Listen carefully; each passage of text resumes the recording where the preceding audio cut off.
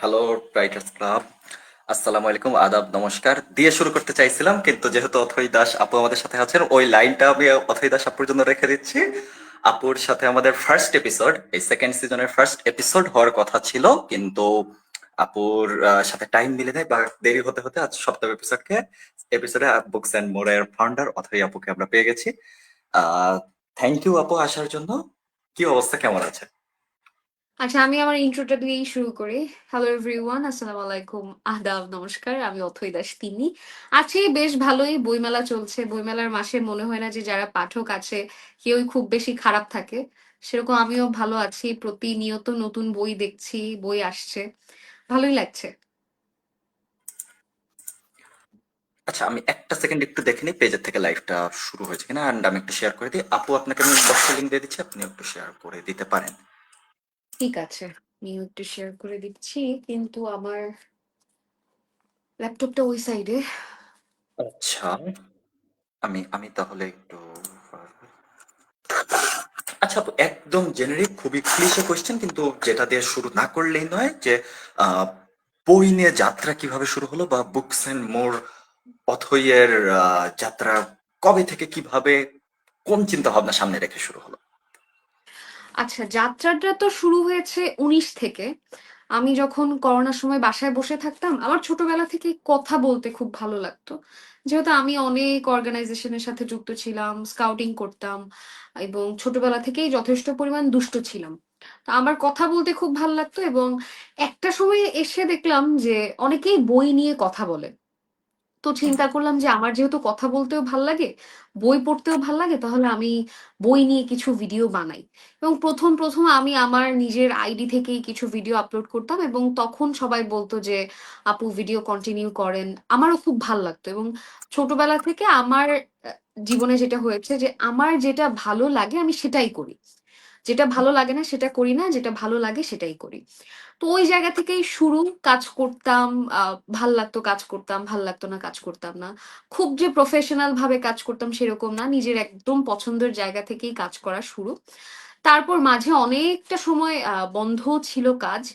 তারপর আবার নতুন করে আসলে আমি 2023-এ শুরু করি। আমার এখনো মনে আছে নভেম্বর মাসে হুট করে আমার 5 তারিখে মনে হয় যে না, আমি বুকস এন্ড মোড়ে সুন্দর সুন্দর ভিডিও দিব। সেই সময় এটা থেকে দুই শুরু হাজার করে এবং বিশের নভেম্বর না 2019-এর নভেম্বর? 2023-এ 19-এ শুরু করে আমি এই কয়েকটা ও আচ্ছা আচ্ছা। বছর ফাঁকিবাজি করছি, করি নাই, করছি, কিছু টুকটাক আচ্ছা, কাজকর্ম করতে করছি। পেরেছি। তারপরে 2023-এর নভেম্বরে এসে আমি চিন্তা করলাম যে না, আমার কিছু কাজ করতে হবে যেই কাজগুলো আমার নিজের ভালো লাগে। এবং নভেম্বর মাসের 6 তারিখ থেকে আমার মনে আছে আমি একদম কন্টিনিউয়াসলি ভিডিও দেওয়া শুরু করি এবং সেই শুরু করাটা এখনো চলছে।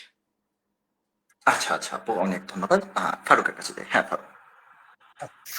দিদি বলছিলাম যে দৈনন্দিন এত এত কাজ, পড়াশোনা বা দৈনন্দিন যে কাজগুলো রয়েছে, তো এই কাজগুলোর মাঝখানে বই নিয়ে কথা বলা বা এই ভিডিও বানানোর এই সময়গুলো কেমনে ম্যানেজ করেন আর কি? আচ্ছা, এই জায়গাটায় আমাকে অনেকেই প্রশ্ন করে। আমি যেহেতু ইঞ্জিনিয়ারিং পড়ছি, আমার প্রেশারটাও অনেক বেশি। তো এই প্রশ্নটা সবাই করে, ইভেন আমার বাসা থেকেও এখন এই প্রশ্ন করে যে তুমি সবকিছু ম্যানেজ করতেছো কিভাবে। এবং বাবা আমার একটাই কথা যে ইঞ্জিনিয়ারিং পড়াশোনা ভালো রেখে যা করো করো, আমাদের কোনো সমস্যা নেই। বই পড়ার ক্ষেত্রে যদি আমি বলি, আমি একটা জিনিস সবসময় বিশ্বাস করি যে আমরা যদি সময়ের কাজ সময় করি, সময়ের অভাব নাই। ওই কাজটা আমি আমার লাইফে মেনটেন করার চেষ্টা করি যে আমি সময়ের কাজ সময়ে করব। এবং যেহেতু আমার লাইফে একটা রুটিন আছে, এরকম না যে আমি সব সময় রুটিনের মধ্যে চলি, রুটিনের বাইরে কখনো যাই না, সেরকম না। কিন্তু সপ্তাহে 6 দিন কাজ করলে আমি একদিন রেস্ট করি, একদিন ঘুরতে যাই বা কোথাও নিজের জন্য সময় কাটাই। কিন্তু ওই 6টা দিন আমি সকালবেলা 5টায় ঘুম থেকে ওঠা, তারপর একটু বই পড়া, নিজের কাজগুলো। এবং সকালবেলা ঘুম থেকে উঠলে কিন্তু অনেক কাজ শেষ করা যায়। এটা আমি জানি না সবাই আমার সাথে একমত হবে কিনা। 5টা বাজে ঘুম থেকে উঠলে 10টা বাজের মধ্যে আমার দেখা যায় যে বেশিরভাগ কাজ শেষ হয়ে যাচ্ছে।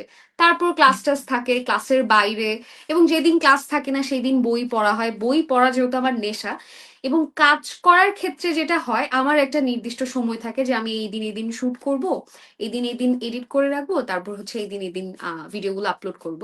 তো সবকিছুই রুটিনের মধ্যে এখনো আছে, এখনো কোনো কিছুই প্রেশার মনে হচ্ছে না। তো ভালোই যাচ্ছে, সবকিছু একসাথে সামলানো যাচ্ছে এখন। আচ্ছা আপু, তাহলে তো আপনার কাছে এখনো দুইটা অপশন আছে, যে একটা তো পড়ালেখা কেন্দ্রিক যেই জব আপনি যেতে পারবেন, বা চাইলে যেহেতু এটাকে একটা আপনি ফেলে দিচ্ছেন না, অনেক ক্রিয়েটরকে আমরা দেখি যে তারা হয়তো আসলে স্টাডিটাকে তারা হয়তো পজ রেখে দেয়, অথবা তারা ভালোভাবে করে না, জাস্ট খালি পাশ করার জন্য বা কোন রকম। এন্ড আরেকটা আছে বই নিয়ে বা কন্টেন্ট ক্রিয়েশন নিয়ে। আপনার কোন দিকে যাওয়ার ইচ্ছা বা ফিউচার প্ল্যান কোনটা নিয়ে করছেন এখন?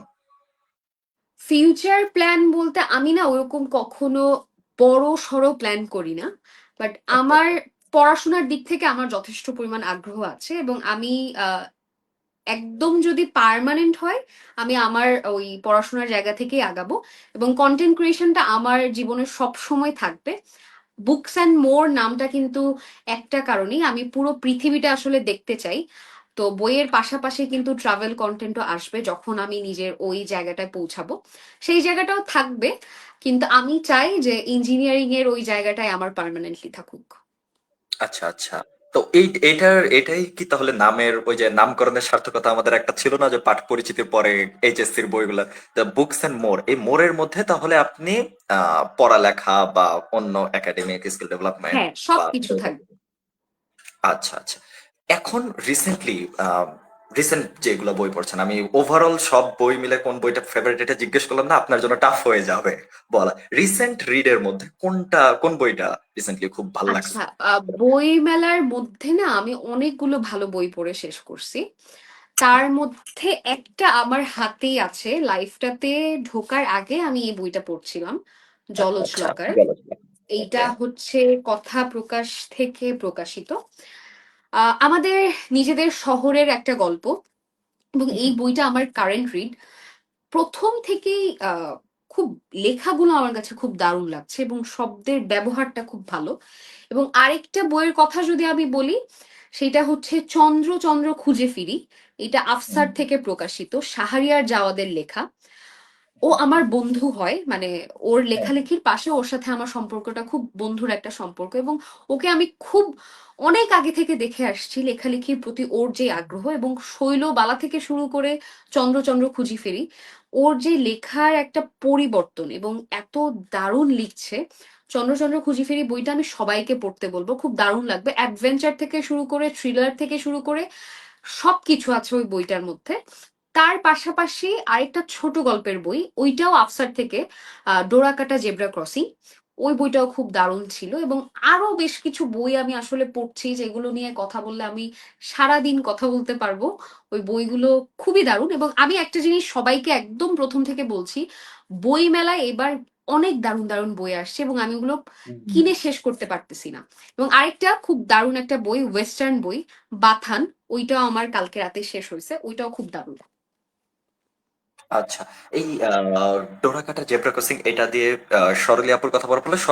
সরলি আপু কিন্তু আমাদের রাইটার্স ক্লাবের মেম্বার, আমাদের কোর টিম মেম্বার, যে আমাদের টিম মেম্বারের মধ্যে। তো আচ্ছা আচ্ছা। আমি দেখলাম এবার আফসার ব্রাদার্স এর, আসলে আফসার ব্রাদার্স এর বইগুলা আমি আপনার লাইভে জয়েন দেওয়ার আগে স্ক্রল করছিলাম, দেখলাম যে চন্দ্র চন্দ্র খুঁজে ফিরি স্টক আউট, তারপরে আফসার হ্যাঁ, ব্রাদার্স এর স্টক অন্য আউট। বইগুলো। হ্যাঁ, আমি কেবলই দেখে আসলাম যে জাওয়াদ ভাই পোস্ট দিচ্ছে যে বইগুলো স্টক আউট। আমি বুঝতেছি না যে আসলে যারা পোস্ট করতেছে যে বইমেলায় বই নাই বা সাহিত্যের দুর্ভিক্ষ, তারা আসলে কোন প্রকাশনীতে যে ই করতেছে, হ্যাঁ, বাট কারণ অনেকগুলো এইবার প্রকাশনী আফসার থেকে অনেক ভালো ভালো বই আসছে, চন্দ্রবিন্দু হুম, থেকে অনেকগুলো ভালো ভালো বই আসছে, হ্যাঁ, যেমন সুহান রিজওয়ানের নয়া পৌর, এটা আমি পড়তেছিলাম, ওইটাও একটা দারুণ হুম, বই। ইভেন চন্দ্রবিন্দুতে এর বাইরেও অনেকগুলো ভালো বই আছে।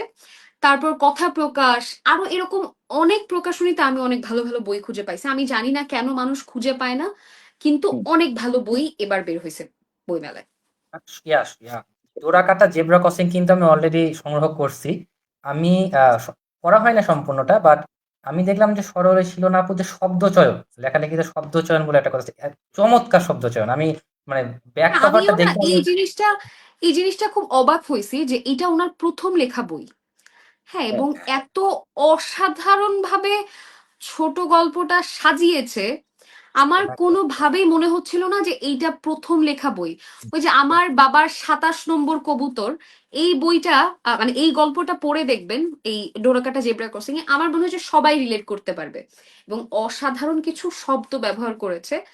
খুবই দারুণ, যারা ছোট গল্প পড়তে পছন্দ করে তাদের জন্য খুব দারুণ একটা বই। একদম। ফারুক কোন কোয়েশ্চেন? দিদি, আপনি কি মনে করেন যে একদিন ইবুক বা অডিও বুক পুরোপুরি হার্ড কভার এই এই জায়গাটাকে সে গ্রহণ করবে? ইবুক বা অডিও বুক, যেটা এখন কিন্তু হার্ড কভারের পাশাপাশি ইবুক এবং অডিও বুকের অনেক বেশি প্রচলন আমরা দেখতে পাচ্ছি। তো হার্ড কভারের জায়গাটা কি ইবুক বা আহ, ইয়ে অডিও বুক কখন নিতে পারবে বলে আপনি মনে করেন? এটা আমার মনে হয় না যে কখনো সম্ভব। কারণ আমরা যারা বই পড়তে পছন্দ করি, বইটা হাতে নিয়ে পড়ার মধ্যে অন্যরকম একটা শান্তি আছে। সেইটা আমি কোনোভাবেই অডিও বুক বা ই বুক দিয়ে রিপ্লেস করতে পারবো না। অডিও বুকে যেটা হয় যে শুনতে খুব ভালো লাগে, মাথার মধ্যে বা চোখের সামনে সেই ঘটনাগুলো আমরা দেখতে পাই। সেই সময় সময় না থাকলে বা কোনো কাজ করার সময় অডিও বুক শুনতে ভালো লাগে। ইবুকটা আমি একদমই আমার ক্ষেত্রে যায় না, কারণ আমি একদম স্ক্রিনে বা ফোনে বই পড়তে পছন্দ করি না, পড়তে পারিও না, আমার প্রচন্ড মাথা ব্যথা করে। বই আসলে রিপ্লেস করা সম্ভব না। সেটা আমরা যতই প্রযুক্তিগত দিক থেকে উন্নতির জায়গায় যাই, সেটা কখনোই বইকে রিপ্লেস করতে পারবে না। আচ্ছা, এই মোমেন্টে কয়েকটা কমেন্ট সকাল আয়েশা সিনিন আপু একটু আগে কয়েকটা কমেন্ট করছিল যে আইডল আপু আপনার বড় ফ্যান অথই দাস দিদি। আহ, আচ্ছা, একটা কোয়েশ্চেন আসছে, are you a fan of western series? I really like the new edition of Bengal books. এটা এটার রিপ্লাই যদি আপু দিতেন। আমি আমি যদি বলি, মানে বেঙ্গল বুকসে যারা গেছে এবার স্টলে, আমি জানি না যে একটা প্রতিষ্ঠানের সবগুলো বই কিভাবে সুন্দর হয়, সবগুলো প্রচ্ছদ কিভাবে সুন্দর হয়। মানে বেঙ্গল বুকের স্টলে গেলে দেখবেন যে তারা স্টলটা যেভাবে সাজিয়েছে, প্রচ্ছদগুলো যত সুন্দর। আমার হাতের কাছে থাকলে আমি দেখাইতাম যে আমার কাছে পুরো সিরিজটা আছে, পুরো ওয়েস্টার্ন সিরিজটা আমার কাছে আছে, এবং আমি একদম বেপরোয়া থেকে শুরু করে পড়ছি। অনেকগুলোই কিন্তু মৌলিক, আবার অনেকগুলোই অনুবাদ করা, কিন্তু আপনি অনুবাদে বুঝবেন নাই যে এগুলো অনুবাদ, আপনি একসময় ভুলে যাবেন যে এটা অনুবাদ করা হয়েছে, এত দারুণ ভাবে করা। এবং আমি না এর আগে কখনো ওয়েস্টার্ন বই পড়ি নাই, সেবার যে বইগুলো আছে ওগুলো আমার কাছে ছিল, ছোটবেলা থেকে অনেকগুলো সংগ্রহ করতাম, ছিল, কিন্তু ওইভাবে পড়া হয়নি। এবং বেপরোয়া পড়ার পর থেকে সাডেনলি আমার এত বেশি ভালো লাগছে। এবং ছোটখাটো বই খুব ভালো সময় কাটে, আপনি বাইরে যাবেন যে কোনো সময়, ফ্রি থাকলে পড়বেন, আপনার এক বসাতেই শেষ হয়ে যাবে এবং দারুণ লাগবে। বিশেষ করে আমি একটা কথা একবার বলছিলাম, যারা লেখালেখি করতে পছন্দ করে তাদের ওয়েস্টার্ন বই পড়া উচিত, বিশেষ করে এই বেঙ্গলের বুকগুলো। কারণ কোন ঘটনা থেকে কোথায় যেতে হয়, চরিত্রগুলো কিভাবে সাজাতে হয়, বা একটা ঘটনাকে কেন্দ্র করে আরেকটা ঘটনায় কিভাবে জাম করতে হয়, অনেকগুলো চরিত্র কিভাবে প্লটে আনতে হয়, এই জিনিসগুলো এত অসাধারণ ভাবে এই বেঙ্গলের বইগুলোতে প্রকাশ হয়েছে যে আমার মনে হয় যে প্রত্যেকটা মানুষ পছন্দ করবে। যারা বই পড়তে পছন্দ করে তাদের সবার এই ওয়েস্টার্ন বইগুলো ভালো লাগবে। বেঙ্গল বুকসের বই দেখে যে মনে হয় না যে এটা অনুবাদের বই, এটা আমি রিলেট করতে পারলাম। আমি বেঙ্গল থেকে এবার ঝড় নামে একটা বই কিনেছি, হ্যাঁ। তো আমি ঝড়ের প্রচ্ছদটা খুব দারুণ না? একদম জোস। আমি টু বি অনেস্ট, আমি তখনও জানি না যে এটা ট্রান্সলেটেড বই। আমি বাসায় এসে দেখি যে এটা অনুবাদ করা। একদম আমি রিলেট করতে পারলাম। আসলেই, আসলেই। আচ্ছা, এবং আমার রবিনসন একটা ক্রুসোর কোয়েশ্চেন একটা ছিল। বইয়ের কভার গতকালকে লঞ্চ করেছে, রাইট? বেঙ্গল হ্যাঁ, বুকস। কালকে। হুম। অনেক জোস, অনেক জোস আসলেই। হুম। আচ্ছা, তাই। একটা কোশ্চেন ছিল যে ওয়েস্টার্ন সিরিজ বলতে কি এখানে আমি আগে ভাবতাম যে এটা কি তাহলে মানে মৌলিক বইও কি এই ওয়েস্টার্ন সিরিজের হ্যাঁ, ওইটার মধ্যে হবে? আমাদের কিন্তু বাংলাদেশে ওয়েস্টার্নের মৌলিক লেখক অনেকে আছে, ইভেন ফাহাদ ভাই, উনি কিন্তু মৌলিক ওয়েস্টার্ন লিখে, দারুণ লেখে। উনার আচ্ছা, শব্দের ব্যবহার ওয়েস্টার্নে, ইভেন আমি উনার বই পড়তে গিয়ে এরকম হয়েছে যে আমি শব্দ জানিই না, আমার গুগল করে দেখা লাগছে যে এটা মানে কি। এত আচ্ছা, সুন্দর ভোকাবুলারি উনি ইউজ করে এবং এত দারুণ ভাবে লেখে। ওয়েস্টার্ন কিন্তু এখন মৌলিক বেশ কয়েকটা হয়েছে, খুবই ভালো হয়েছে ওই বইগুলা। বুঝছি বুঝছি। আচ্ছা, বইয়ের ভাতে বাঙালি পেজের থেকে অনেকগুলা মেসেজ এসেছিল যে অডিও বুকের চেয়ে বই সংগ্রহ করে পড়তে ভালো লাগে, অডিও বুকে কিছু টাইম পর একঘেয়েমি লাগে। অথই আপুর দেওয়া পিকচার্স এবং ভিডিও দেখলে মনে হয় বেঙ্গল বুকের সব বই কিনে দিই। আপু কি বেঙ্গল বুকের পিআর করছেন না, অথই আমি দিদি? না, বেঙ্গল বুকের আরেকটা বই আছে, আমি এরনোর আমি অন্ধকার হ্যাঁ, থেকে হ্যাঁ। বের হতে পারি না, মাকে নিয়ে হুম, লেখা। হুম, হুম। এই বইটা পড়ে আমার মনে হচ্ছিল কি আমাকে এত ভয়ঙ্কর ভাবে কষ্ট দিছে, মানে হ্যাঁ, হ্যাঁ, হ্যাঁ। মাকে নিয়ে লেখা বইটা এত দারুণ ছিল। এবং হ্যাঁ, বেঙ্গলে আমি জানি যে আমার মতো যারা স্টলে যাবেন, আমি প্রথম দিনই মেলায় গিয়ে আমার এক বন্ধুর কাছ থেকে এবং আরেকজনের কাছ থেকে বেঙ্গল থেকেই 3টা বই গিফট নিছি। হুম, হুম, হুম। এবং আমিও নিজে বাকি অনেকগুলো সংগ্রহ করছি। আমার পেছনেও বেঙ্গলের অনেকগুলো বই আছে এবং বাকি ওইগুলো সব ওই পাশে। আমি হাতের কাছে থাকলে দেখাইতাম যে আমার কাছে এতগুলা বেঙ্গলের বই। না ওটা মানে এবার যদি সরাসরি right? হ্যাঁ, হ্যাঁ, ওরা এবার ৬টা এবং আগের ৬টা আছে। টোটাল ১২টা ওয়েস্টার্ন বই বেঙ্গল থেকে। আমি না অন্ধকার এটা থেকে বের কিন্তু হতে পারি না, এটা মনে প্রচ্ছদের হয় জন্য ফরাসি দেখলাম অনুবাদ। যে হ্যাঁ বেঙ্গল বই বিবলিওফাইল কয়েকটা প্রকাশনী যে তারা মানে প্রচ্ছদকে বা ই করে শিরোনাম চন্দ্রবিদ মানে প্রচ্ছদ দেখলে বই কি নাম কি আমার কিছু দেখা দরকার নেই, আমি প্রচ্ছদ দেখে নিয়ে চলে আসি না, বেঙ্গল এরকম। বুকস এর প্রচ্ছদগুলো আসলে অনেক জোস, আসলে জোস। আচ্ছা এবার আবার আমরা একটু কন্টেন্ট ক্রিয়েশন জার্নির ইতে চলে যাই। How did you start? আচ্ছা হাউ ডিড ইউ স্টার্ট এটার অ্যান্সার তো মনে হয় দিয়েছেন। What inspired you? ইন্সপিরেশনের কথা বা মানে কাকে দেখে শুরু করা বললেন যে তো যে কয়েকজনকে দেখে আপনার মাথায় আসলো এরকম। তো আচ্ছা, আমি প্রথম particularly বাংলাদেশে বইয়ের কন্টেন্ট বানায় এরকম ইনস্টাগ্রামে দেখতাম আসাদকে, আমাদের হুম, জয়কে, এবং সে ফেসবুকে দেখতাম হচ্ছে নাহিয়ান ভাইকে। তখন হুম, আমার হুম, মনে হতো যে আমি শুরু করি, এবং আমার মনে আছে আমার একটা ভিডিওতে নাহিয়ান ভাই কমেন্ট করছিল। আমি হুম, তো বিশাল খুশি হয়ে গেছিলাম, আরে নাহিয়ান ভাই কমেন্ট করছে, আমার কাছে খুব ভালো লাগতেছে, এবং আমি শুরু করি।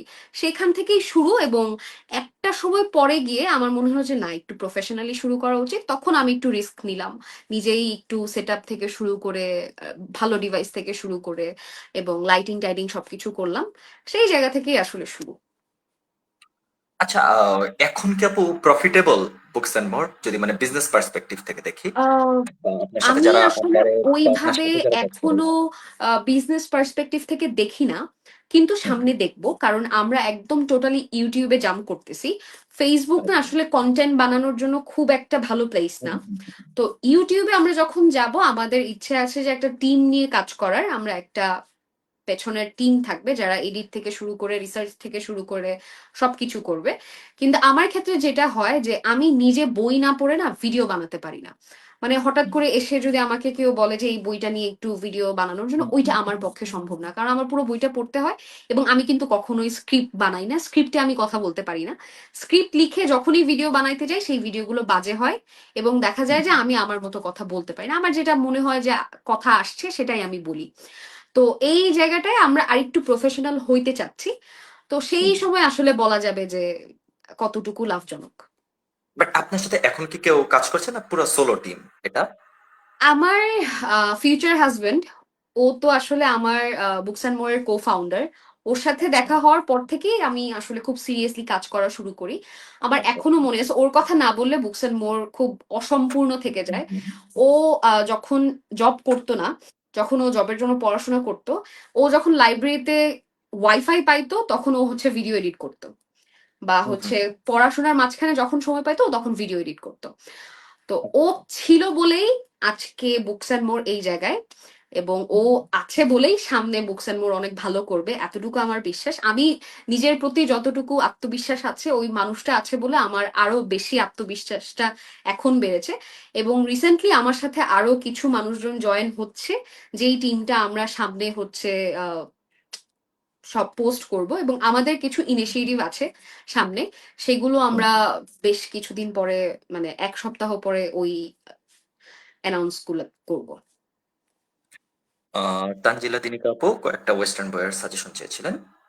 কয়েকটা ওয়েস্টার্ন বইয়ের সাজেশন, প্রথমেই বেপরোয়া, তারপর ফাহাদ ভাইয়ের কাসাদিয়া বলো, তারপর জলদস্যু, নীলগিরি, তারপর বাথান, এবং হচ্ছে বুনো সীমান্তটা আমার কাছে 50-50 লাগছে। বুনো সীমান্তটাও খারাপ না, কিন্তু আমার কাছে বেপরোয়ার মতো লাগে নাই। এবং আমি বলবো যে বেপরোয়া, জলদস্যু, নীলগিরি এই তিনটা হচ্ছে মাস্ট রিড। আচ্ছা এবারে লাইসোস বেঙ্গল 3.5 দিনের, হ্যাঁ আমি একটা কিনেছিলাম 3.5 দিনের পত্রিকা। এখন গতকাল চট্টগ্রাম বুক আর আচ্ছা ফারুকের কাছে চলে যাই। হ্যাঁ যদি আপনি কি মনে করেন বুক টক অর বুকস্টাগ্রাম প্রকাশনা শিল্পকে পরিবর্তন করবে কিনা? অবশ্যই করবে। সামাজিক যোগাযোগ মাধ্যমে বইয়ের মার্কেটিং কি পরিমাণ দারুণ একটা প্রভাব ফেলেছে, এটা আমরা এই বইমেলাতেই দেখতে পাচ্ছি। এই জায়গাটা কিন্তু খুব বেশি দিন আগেও ছিল না। আহ, বই নিয়ে কথা বলা, বই নিয়ে ভিডিও করা, এই আলোড়নটা ছিল না। প্রকাশকরাও এইটার সাথে খুব বেশি পরিচিত ছিল না, বা লেখকরাও এটার সাথে খুব বেশি পরিচিত ছিল না। এখানে কিছু বাজে ধারণা আছে যে যারা বই নিয়ে কাজ করে তাদের সাথে কাজ করব, তারা মার্কেটিং করবে, বা তারা হয়তো ভালোটাই বলবে, খারাপটা বলবে না।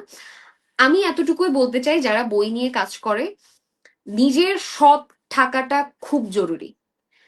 কারণ ক্রিয়েটিভ জায়গায় কাজ করতে হলে আমাকে সৎ থাকতে হবে, এবং সেই জায়গায় আমার মনে হয় যে আরো বেশি বেশি বই নিয়ে কাজ করা উচিত। যারা বই নিয়ে কাজ করতে চাচ্ছে তাদেরকে ইন্সপায়ার করা উচিত, যারা কাজ করছে তাদের আরো বেশি কাজ করা উচিত।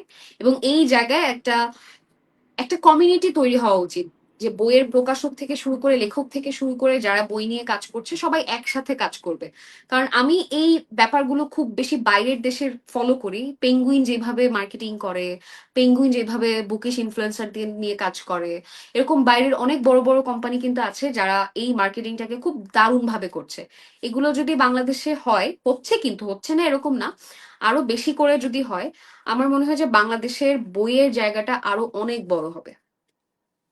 আচ্ছা, এইখানে মার্কেটিং নিয়ে এসব একটা প্রশ্ন মনে আসলো যে আচ্ছা, আমাদের দেশে বই নিয়ে মার্কেটিং করলো বই বৃক্ষের মতন। আপনি তো বই বৃক্ষের সাথে কাজ করছেন, একটু আগেও বই বৃক্ষ নিয়ে একজন এ লাগলো যে এবারে বই বৃক্ষের বইমেলার ট্রেলারটাও খুব দারুণ। হ্যাঁ, আমরা দেখছি, খুবই সবাই দারুণ জানে। হয়েছে।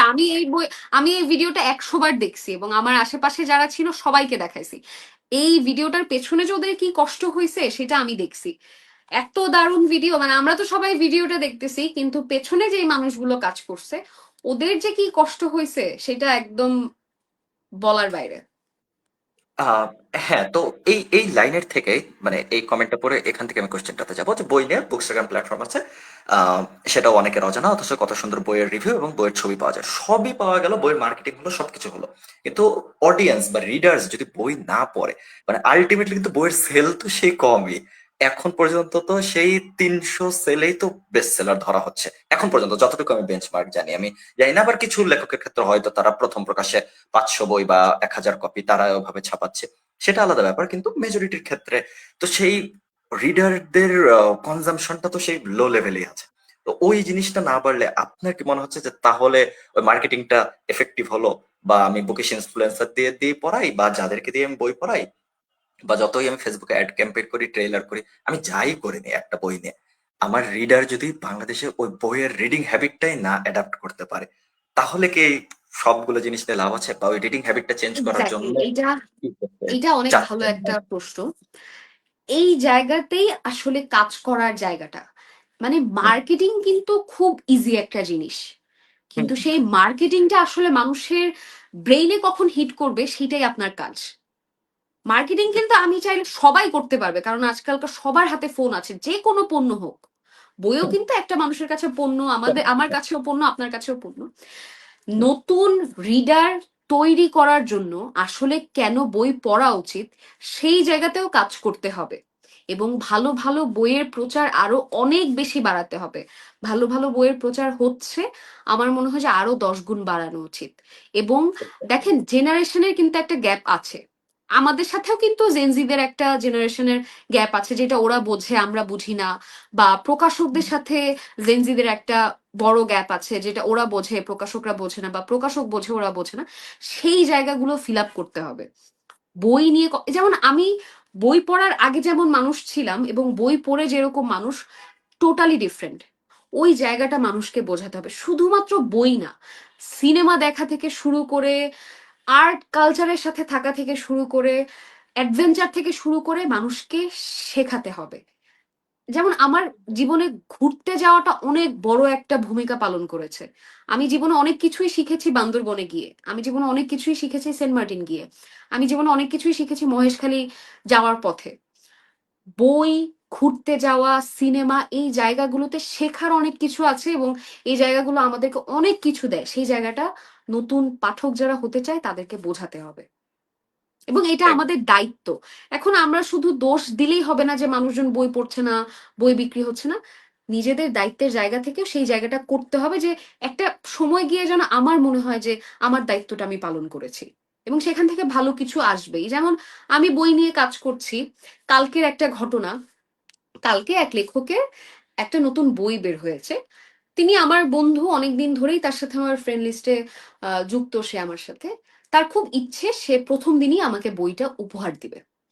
সে বই মেলা থেকে বসুন্ধরা আবাসিক আসছে আমাকে বইটা উপহার দেওয়ার জন্য, এবং বইয়ের প্রচ্ছদের সাথে মিলিয়ে একটা লেটারের কভার নিয়ে আসছে, সুন্দর করে লিখে দিয়েছে শুভকামনা বুকস অ্যান্ড মোর। এটাই আমার সার্থকতা। আমি জীবনে অনেক কিছু পেয়ে গেলেও আমার কাছে ভালো লাগবে না যে ওই জিনিসটা আমাকে যতটা ভালো করে দিয়েছে। আমার আমার তখন মনে হচ্ছিল যে আমার আরো ভালো কাজ করা উচিত, আমার আরো ভালো ভিডিও বানানো উচিত। এই সার্থকতাগুলো থাকে বলেই আমি আজকে কাজ করছি। আমি কিন্তু অন্য কোনো প্রোডাক্ট নিয়েও কাজ করতে পারতাম, আমি কিন্তু অন্য কোনো কাজও করতে পারতাম, ইভেন আমি আমার একাডেমিক লাইফেই শুধু থাকতে পারতাম, আমি নাচ করতে পারতাম, গান করতে পারতাম, কিন্তু নিজের জায়গা থেকে আমার মনে হয় যে এটা আমার দায়িত্ব। এখন মনে হয়, আগে মনে হতো যে পছন্দের জায়গা থেকে কাজ করি, কিন্তু এখন মনে হয় যে আমার এখানে কিছু দায়িত্ব আছে।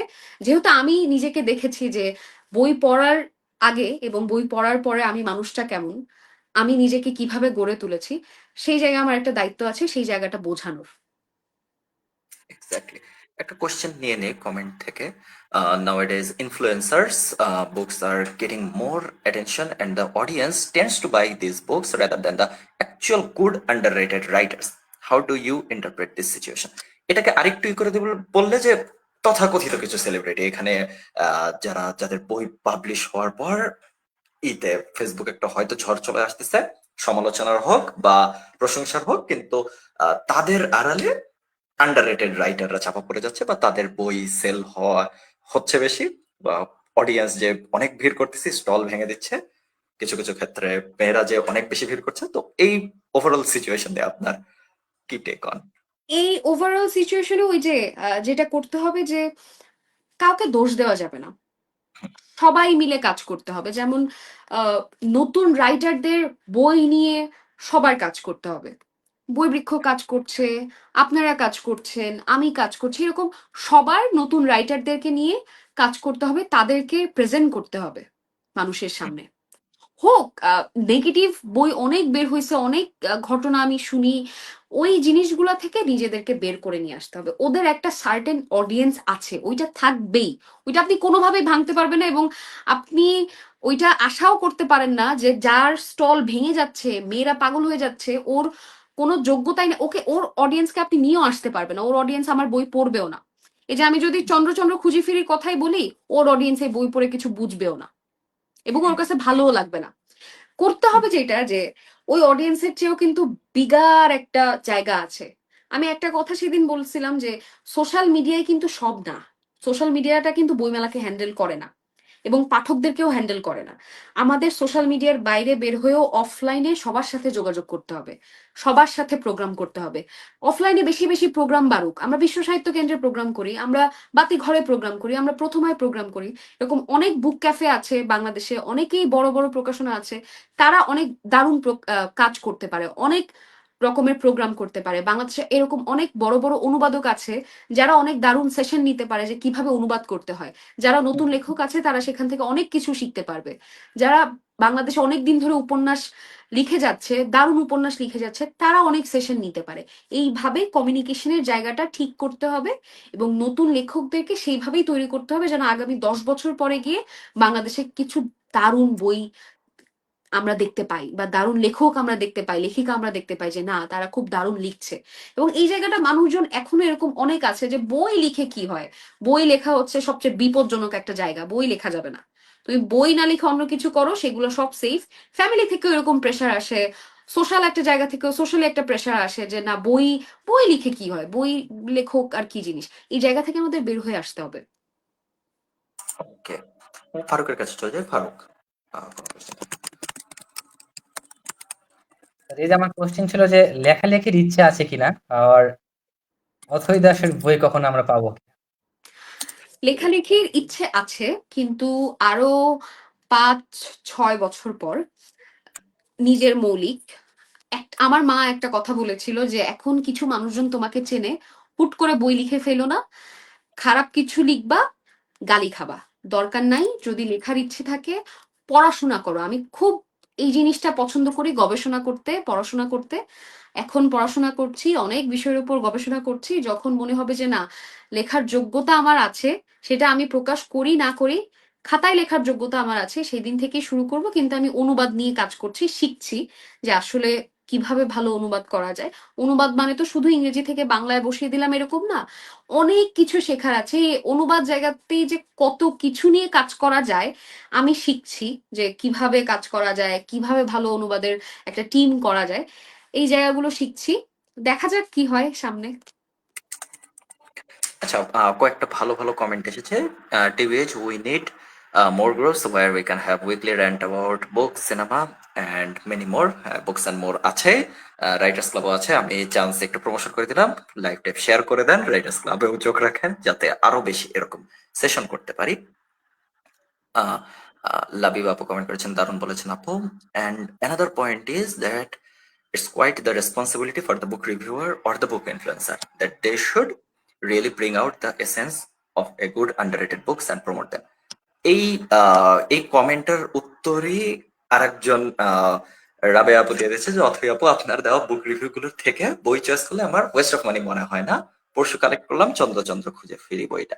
শাহরিয়ার জাওয়াদ ভাই, আপনার অনেক প্রমোশন আমরা করছি, আপনি প্লিজ আমাদের ট্রিট দেন। ফেসবুক ইনস্টা স্ক্রল করলে দেখা যায় অনেক অনেক বুক লাভার, বুক রিভিউয়ার খুব ভালো রিভিউ না পেরে, পরিচিতি না পেয়ে। আচ্ছা, এই কোয়েশ্চেনটা আই গেস অনেকের আপু, এটা একটু কি করে অ্যান্সার দিবেন যে রিভিউ আমি লিখতে পারি না বা আমার ক্যামেরা সামনে আসতে শাই লাগে, কিন্তু আমি এই জায়গাটা কাজ করতে চাই। যেহেতু আমার বইয়ের প্রতি ভালো লাগা আছে, সেটা বুক টক হোক বা অন্য যে কোনো প্ল্যাটফর্ম হোক, আমি বই নিয়ে কোনো একটা কাজ করতে চাই, তাদের জন্য পার্টিকুলারলি কি অ্যাডভাইস থাকবে? আচ্ছা, আমার একদম প্রথম আমি যে কথাটা বলবো যে প্রচন্ড সাহস।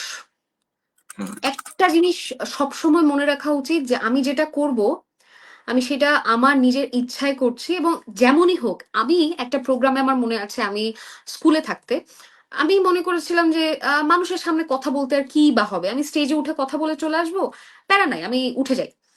কিন্তু আমি দেখলাম যে আমি স্টেজে উঠে কোনো কথা বলতে পারতেছি না, আমার বন্ধুরাও হাসতেছে। সেই দিন আমি চিন্তা করছিলাম যে আমি এমন একটা জায়গায় গিয়ে পৌঁছাবো যেদিন সবাই বলবে যে না, অথই আপু খুব সুন্দরভাবে কথা বলে। এবং আমি প্র্যাকটিস করতাম। আমি এখন আমার প্রথম দিকের ভিডিওগুলো দেখলে আমি এখনো হাসি, কিন্তু আমি সেগুলো আপলোড করতাম। ভুল হোক, ভুল মানুষের জীবনে থাকবেই। ইভেন অনেকেই আছে আমার অডিয়েন্স, আপনারা মনে করেন যে অথই আপু কি সুন্দর করে কথা বলে, কি নিখুঁত ভাবে কথা বলে। আমি কিন্তু এক টেকেই ভিডিও নেই, মানে যখন কথা বলতে শুরু করি একদম শুরু করে। কিন্তু এমন অনেক সময় আছে আমার টিম আমাকে বকতে বকতে পাগল হয়ে যায়, এটা হচ্ছে না, এটা হচ্ছে না। ইভেন বইমেলার সময় আউটডোরে শুট করতে গেলে অনেক ভিডিও আমাদের 20 বারও হুম, করতে হয়, ভুল হয়।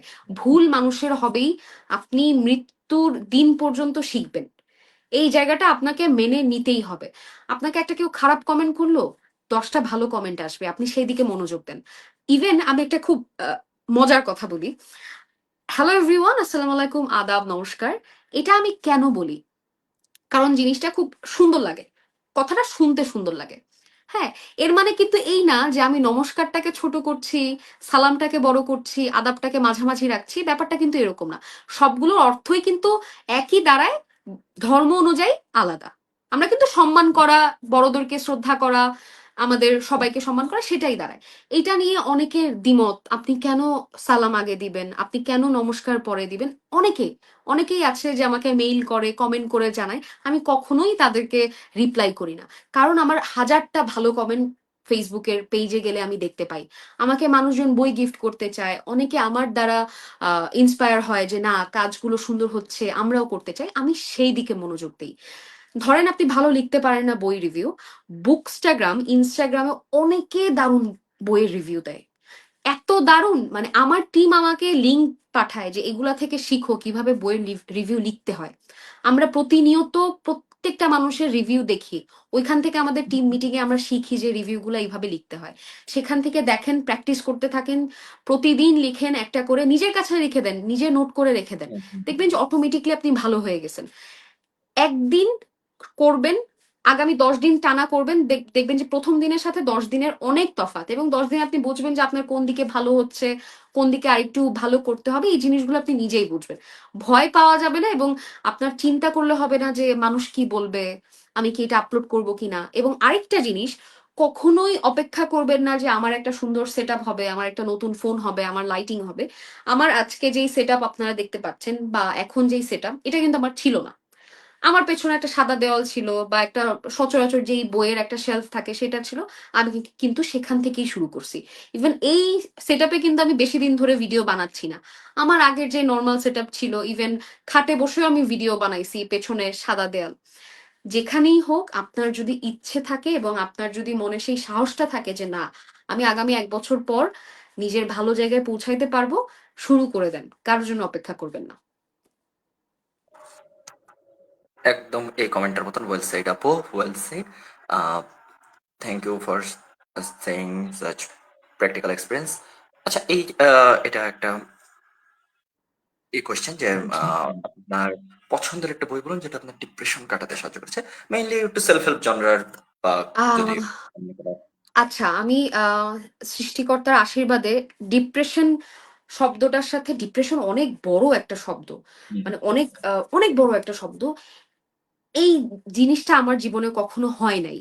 মানে আমার অনেক খারাপ সময় গেছে, কিন্তু আমি সব সময় চেষ্টা করতাম যেন ডিপ্রেশনের পর্যায়ে আমার জীবনটা না চলে যায়। সেটা যত খারাপ ওকে। দিনই আমার সাথে ঘটুক। তো সেইভাবে না, আমি বইয়ের কথা বলতে পারবো না, বাট একটা বই, সব ঝুট হ্যায়, বিমল মিত্রের।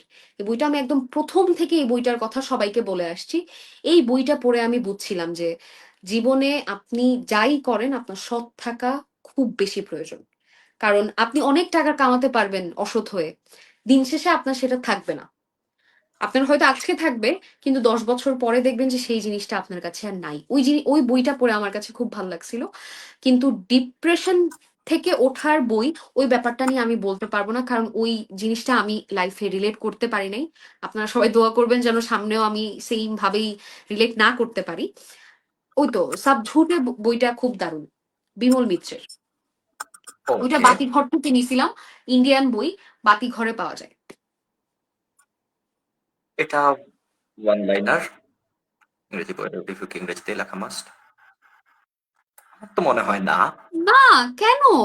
আপনি হিন্দিতে ওটারও চাইলে বাংলা লিখলে হিন্দিতে, ভালো হয়। বাংলায় চাইলে বাংলায়, আপনার নিজের ভাষায় চাইলে নিজের ভাষায়, যে কোনো ভাষায় আপনার যেভাবে ইচ্ছা। কেউ এখানে আপনাকে বেঁধে দিবে না যে বাংলায় লিখতে হবে, ইংরেজিতেই লিখতে হবে, বা ইংরেজিতে লিখলে ঝামেলা হয়ে যাবে, বাংলায় লিখলে আপনার যে ভাষায় ইচ্ছে আপনি সেই ভাষাতেই লিখবেন। এক্স্যাক্টলি।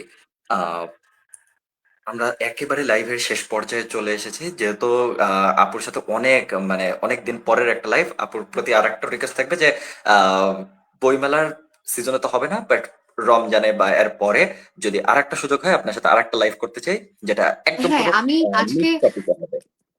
আমি আজকে লাইভেই বলি, আমরা কিছু ইনিশিয়েটিভ নিচ্ছি সামনে, রিডিং হুম, ক্লাব বা সামথিং লাইক দ্যাট, অফলাইনে। তো সেখানে আমরা ওকে। একসাথে কাজ করতে পারি। আপনারা, আমরা একসাথে কাজ করতে পারি এবং আমার মনে হয় যে অনেক বড় একটা অডিয়েন্স নিয়ে কাজ করা যাবে। তো সেটা নিয়েও আমরা আলাপ করব, সামনেও লাইভ হবে। এবং আমার পার্সোনালি খুব ভালো লাগলো, আমি আপনাকে ব্যাক স্টেজে বলছিলাম যে আমি খুব একটা বেশি লাইভ টাইভ করি না, আমার খুব আইলসেমি লাগে। আমি কিন্তু লেজি মানুষ এমনিতে, আমাকে অনেক গুতাইতে হয় যে কন্টেন্টটা দাও, কন্টেন্টটা দাও। লাইভ করতেও আমার মনে হয় যে আবার লাইভ করব, মানুষজন দেখবে কিনা। বাট আমার আজকে খুব ভালো লাগছে। হ্যাঁ, অবশ্যই সামনে আমরা যদি একসাথে কাজ করতে পারি আমার খুব ভালো লাগবে। ইনশাল্লাহ আপু, আপনার সাথে হ্যাঁ একসাথে লাইভ করা বা একসাথে কাজ করার এইটার জন্য রাইটার্স ক্লাব থেকে অথবা আমাদের পার্সোনাল ব্যক্তিগত জায়গা থেকে আমি বলি বা ফারুক বলি বা আমাদের পুরো টিম, আমরা ওয়েট করব যে বুকস এর পর উইথ অথইয়ার সাথে কোনো বিগার কোনো প্রজেক্ট নিয়ে বিগার অডিয়েন্সের জন্য কোনো কাজ করা যায় কিনা। ততক্ষণ পর্যন্ত আপনারা সবাই আমাদের সাথে থাকুন। লাইভটা তাহলে এখানে শেষ করি। ফারুক, কিছু যদি বলার থাকে। দিদি, আমার লাস্ট একটা কোশ্চেন আছে, এটা আমার পার্সোনাল কোশ্চেন। সেটা হইতেছে, আমার মাঝে মাঝে এমনটা হয়, মানে বই পড়ে অর্ধেক করে আর কি আর পড়তে ইচ্ছা করে না, আমাকে অলসতা কাজ করে। তো এটা কাটিয়ে উঠবো কিভাবে? এইটা আসলে সব বই যে পড়ে শেষ করতে হবে এরকম কিন্তু না। এবং একটা বই আমি যখন ধরলাম তখনই শেষ করতে হবে সেটাও না। আমার এরকম অনেক বই আছে যেগুলো আমি হাফ পড়ে রেখে দিছি, আবার হয়তো যখন মনে হবে পড়বো তখন আমি পড়বো। আমার ক্ষেত্রে যেটা হয় যে হাফ যেই বইটা পড়ে রেখে দিছি, হুট করে আমার মনে হয় যে আরে ওই গল্পটা তো আমার শেষ করা উচিত ছিল, তখন আমি পড়ি। বা ভালো লাগছে না, আমি একটু অন্য পরিবেশে গিয়ে পড়ি, এইটা আমি সবচেয়ে বেশি করি। ধরো বাসায় বসে পড়তেছি, আমার আর ওই গল্পটা বাসায় বসে পড়তে ইচ্ছে করতেছে না, তখন আমি ইউনিভার্সিটি লাইব্রেরিতে চলে যাই। বা কোনো ক্যাফেতে চলে যাই, ক্যাফেতে যেতে হবে সেরকম কোনো কথা নাই, বা ধরো যে তুমি একটু খোলামেলা জায়গায় গিয়ে বসলা। আমি যেটা করি যে গ্রামের বাড়িতে গিয়ে খুব বই পড়ি, নৌকায় উঠে বই পড়ি, ঘাসের মধ্যে শুয়ে শুয়ে বই পড়ি, এই জিনিসগুলো খুব ভালো কাজে দেয়। Thank you, thank you. বুঝছি আপু। মানে আপনার পুরো রুটিনটার মধ্যে একটা কোনো না কোনো জায়গায় বই একটা পার্টে থাকে, যে একটা ডেইলি রুটিনের একটা জায়গায় বই থাকে। তো ধন্যবাদ আপুকে জয়েন করার জন্য। রাইটার্স ক্লাব পিডির পক্ষ থেকে অনেক অনেক অভিনন্দন। আপুর সাথে যেটা বললাম যে আমরা আরো বড় কোনো প্রজেক্ট নিয়ে একসাথে আরো কাজ করার অপেক্ষায় রাখলাম। ইনশাল্লাহ আপু দেখা হবে। এন্ড যারা জয়েন করেছিলেন, কমেন্ট ইনশাআল্লাহ। করেছেন, অনেকের কমেন্ট পড়তে পারিনি, আমাদের এত কোয়েশ্চেন ছিল এই জন্য। সবাইকে ধন্যবাদ। আসসালামু আলাইকুম। টাটা। Thank you. আচ্ছা আমি